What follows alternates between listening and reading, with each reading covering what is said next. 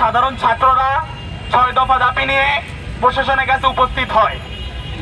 সেই ৬ দফার প্রথম ৫টি দফা ছিল এরকম যে কুয়েটে ছাত্র রাজনীতি নিষিদ্ধ করতে হবে সম্পূর্ণ, কেউ ছাত্র রাজনীতির সাথে সংযুক্ত থাকলে তাকে বহিষ্কার এবং ছাত্রত্ব বাতিল করতে হবে, সাধারণ ছাত্রদের নিরাপত্তা নিশ্চিত করতে হবে, যারা আহত হয়েছে তাদের আর্থিক সহায়তা দিতে হবে এবং কুয়েটের প্রশাসনকে স্বীকার করতে হবে যে ছাত্রদল কর্তৃক সাধারণ শিক্ষার্থী আহত হয়েছে এবং যারা এই সন্ত্রাসী হামলার সাথে সংযুক্ত ছিল তাদের বিরুদ্ধে ব্যবস্থা নিতে হবে এবং মামলা করতে হবে।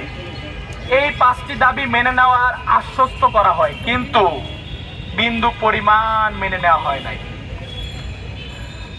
আমরা নিজেরা ছাত্ররা সন্ত্রাসীদের চিহ্নিত করে এনেছি, আপনারা দেখবেন আমাদের হাতে পোস্টার ঝুলছে, সেখানে কুয়েট প্রশাসন 400 বা 500 জন এরকম একটি সংখ্যার সন্ত্রাসীদের নামে অজ্ঞাত মামলা করে।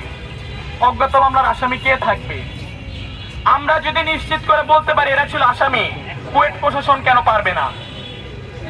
এরকম প্রত্যেকটি বিষয়ে হেলাফেলা করা হয়।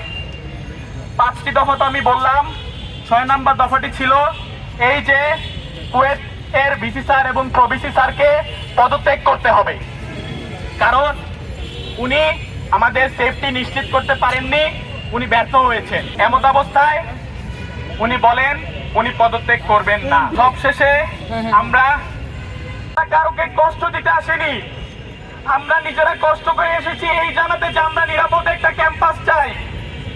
আমরা ক্যাম্পাসে নিরাপদ ফিল করছিলাম না, আমরা নিজেরা পুলিশ থেকে ক্যাম্পাসের ভিতর বাস ঢুকিয়ে নিজেদের অর্থায়নের টাকা উঠিয়ে তারপর আমরা এখানে এসে উপস্থিত হয়েছি এই ভেবে যে মাননীয় প্রধান উপদেষ্টা আমাদের দাবিটা মেনে নেবেন, আমাদের ক্যাম্পাসটা নিরাপদ করে দিবেন যেন আমরা সেখানে পড়াশোনা করতে পারি, আমাদের বাবা মা আমাদের সেখানে পাঠায় যেন আমরা নিরাপদে থাকতে পারি। আমরা দামদার কোপ খেতে সেখানে যাই না, আমরা গুলি খেতে সেখানে যাই না।